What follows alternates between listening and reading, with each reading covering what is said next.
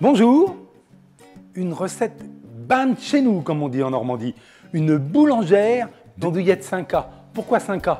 Parce qu'elle est authentique, parce qu'elle est vraie. Elle est reconnue d'ailleurs par des grands gastronomes, des grands critiques gastronomiques. Elle est authentifiée. Alors, pour faire cette andouillette, des oignons jaunes, des pommes de terre. Alors plutôt de la rate ou de la charlotte. L'andouillette, c'est un produit noble. On va mettre des pommes de terre nobles. Du persil pour faire un bouquet garni, du thym, du laurier, et puis bien évidemment des andouillettes. On passe aux choses sérieuses. On va commencer par émincer les oignons.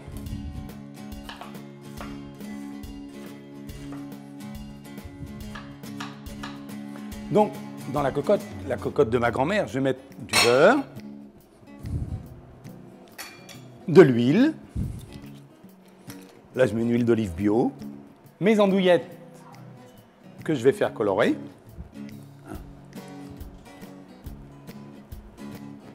Alors, comme d'habitude, quand vous faites colorer des andouillettes, c'est comme l'andouille de vire. Un produit fragile, un produit qui a été fait avec amour. Il faut y mettre de la tendresse. Alors, allez-y doucement, parce que je rappelle, autour, c'est un boyau naturel. C'est important de le dire. Je mets les oignons par-dessus. Mes andouillettes sont colorées. Je vais les enlever. Regardez cette belle couleur. Le but, c'est de les colorer, pas de les cuire. Parce que je rappelle qu'après, on va les cuire dans notre boulangère et dans la cocotte de mamie.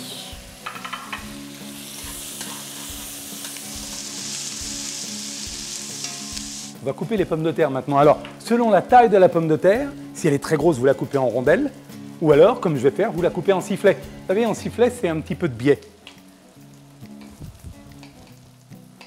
Voilà. Je vais mettre la moitié de mes pommes de terre. Je remue bien avec mes oignons, qui ont une belle coloration. Mes andouillettes sur les oignons et les pommes de terre. Il y a déjà des odeurs. Je complète avec mes pommes de terre. Un petit peu d'eau. Juste à hauteur, pas trop. Faut que ça vienne effleurer le dessus de l'andouillette, pas plus. Je sale.